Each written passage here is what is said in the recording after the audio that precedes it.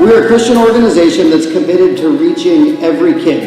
And Younglife Chesapeake, within that, is committed to reaching every kid in the city of Chesapeake. Every kid, regardless of what neighborhood they grow up, high school they go to, economic background, ethnicity, kids who have disabilities, and kids who are pregnant. We're wholeheartedly committed to reaching every kid. We're going to continue to put a huge emphasis on our middle school ministry across the city of Chesapeake. Right now, in any given week, we have about 400 to 500 kids show up to a Younglife. We'll have as many as 200 to 250 middle school kids show up to club on Tuesday mornings at 7:15 a.m.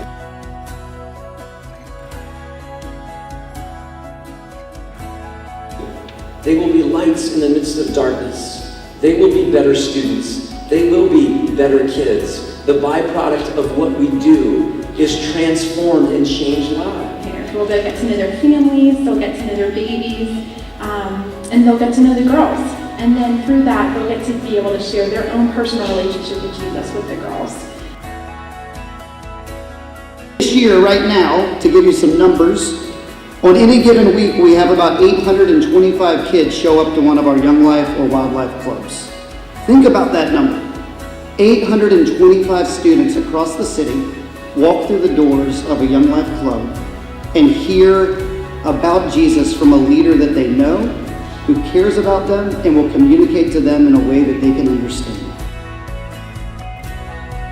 When you talk about a young mother, a teenager, whose life has been transformed by God's grace, and all of those young mothers and all the teenagers at Younglife begin to hear and learn that Jesus loves them, despite their decisions, despite their 16-year-old mess-ups, despite their pain, despite their family background, their context, Jesus loves them. And when they begin to realize that and are captured by that, if a pastor can't get on board with that, you need to check the door of the pastor and see what he's really all about.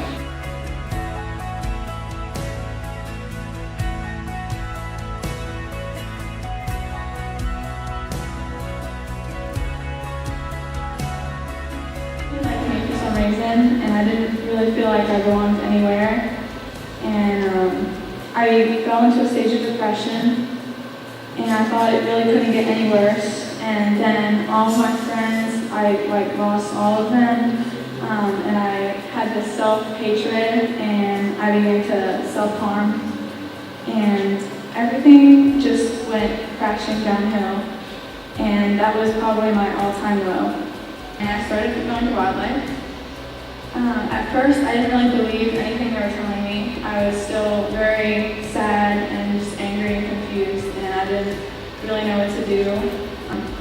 I actually started paying attention and listening and getting involved with everything, and my life started getting lit. They were talking about how God died for our sins, and that was a huge point. Everything I do, I just think about where I started and where I am now, and how much strength I have from God. So I just want to read this Bible verse. It's Isaiah 43, 1-3. Do not fear, for I have redeemed you. I have summoned you by name. You are mine. When you pass through the waters, I will be with you, and when you pass through the rivers, they will not sweep you over. When you walk through the fire, you will not be burned. The flames will not set you ablaze.